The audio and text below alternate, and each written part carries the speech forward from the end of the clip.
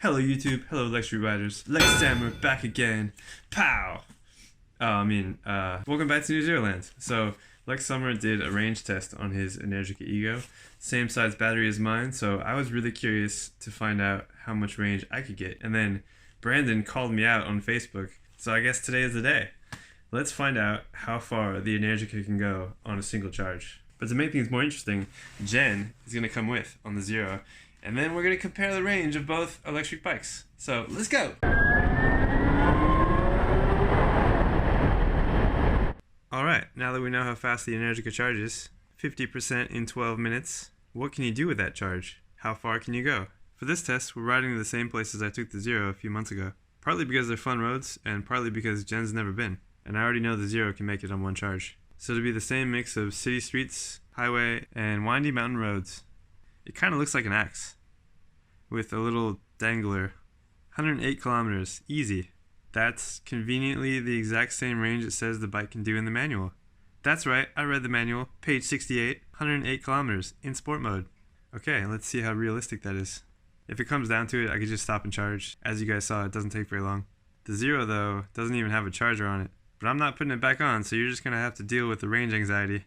100% on both, though. We're ready to go. This should give me a realistic idea of what the Energica can do. With the smaller battery on a typical weekend ride, I'm not going to go slow or hypermile or try and beat anybody's record.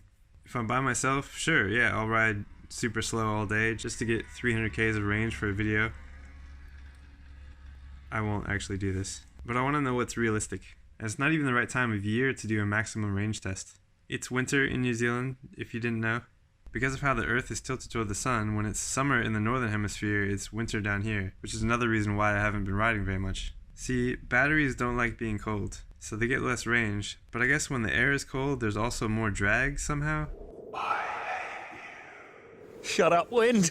Everything is conspiring against you in winter, but at least this is a chance to document what the winter range is like, and then compare that to summer in like 6 months. That'll actually be cool to find out. Since this is just a typical weekend ride, we're also going to go with our gas friends. Because we like all kinds of bikes, in case you thought we were racist.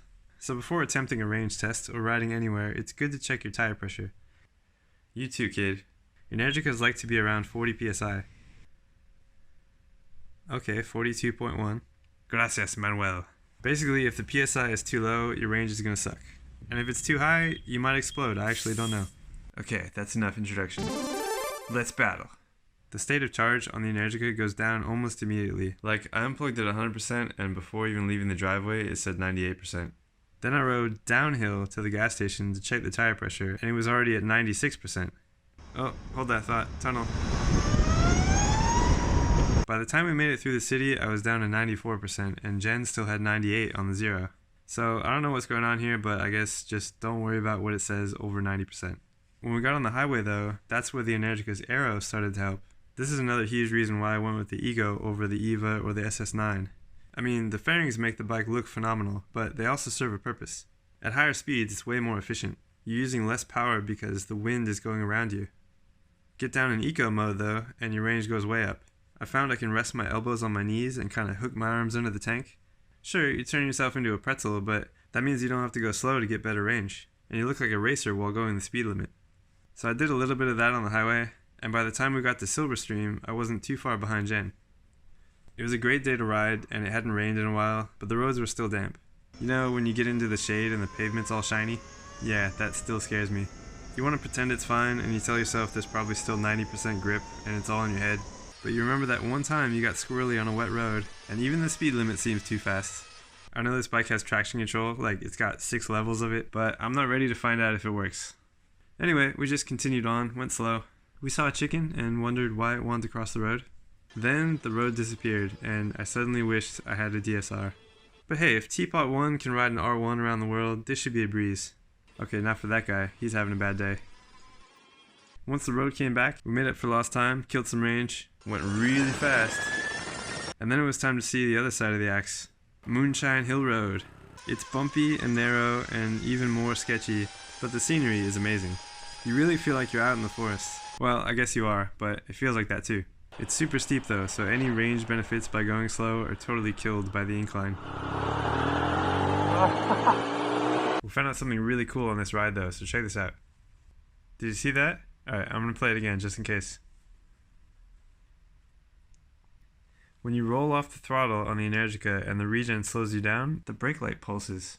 This seriously blew my mind. This is something that Tesla has, and I've always wanted on the Zero. You know, for that added safety so people around you know that you're slowing down. It's just such a cool feature. Like I said before, it's the little things on this bike that make it so special. Anyway, I was down to about 40% and Jen still had over 50. We started thinking that the weight difference between the bikes is what's creating the contrast in range. More energy needed to move it at slower speeds? I don't know. But at highway speed, the Energica is more aerodynamic, so it uses less energy. I guess? At least that's been my experience so far. It seems like the most efficient way to ride this bike is also the fastest. But wait, is that what's really going on? I'm pausing the range test for a second. Let's take a deeper dive into what kind of power the bikes are using at different speeds. I connected to both bikes using their apps to show the speed and how many kilowatts each is using at that speed. Energica on the left, Zero on the right. Let's compare. At 20 km an hour, I just want to emphasize how difficult it is to ride this slowly. But the Energica is using about 1 kilowatt and the Zero is a little less than a kilowatt. It's hard to tell exactly how much energy the Energica is using because it doesn't tell you if it's less than a kilowatt, it just goes from 0 to 1. The Italians probably don't think less than 1 kilowatt qualifies as riding. At 50 km an hour, they're both hovering around 2 kilowatts, but the amount of energy to keep them at 50 fluctuates all over the place. So the Energica could go up to 4 kilowatts, while the Zero stays around 2 or 3. So I guess the Zero is more efficient at low speeds? Only thing left to do is measure both bikes on the highway to find out if my theory was correct. At 100 km an hour, the Zero is between 7 and 8 kilowatts, and the Energica is between 5 and 6 kilowatts. So I was right. The Energica is more efficient at high speeds, even though it weighs more. The aerodynamics makes such a huge difference. Obviously, this is just my experience. This isn't an exact science or anything. Your mileage may vary, and such. I don't know about you guys, but I love that we can see how much power we're using. This kind of thing adds a whole nother level to the electric experience. It makes us more aware of how much electricity it takes to get from here to there and what speed is most efficient to do that. So if I was some kind of maniac with tons of free time who wanted to find out the absolute maximum range on a single charge, I guess I'd try and go 20 km an hour the whole day. But that's not why we bought these bikes, right? We got them for the performance, the instant torque, which is why this range test is more of a realistic use of the bikes, how I would use them on a normal weekend ride. Okay, back to the range test. We pulled back into the garage and the results might surprise you. Whoa, clickbait. The Zero got back with 26% battery left, and it says we rode 112 kilometers.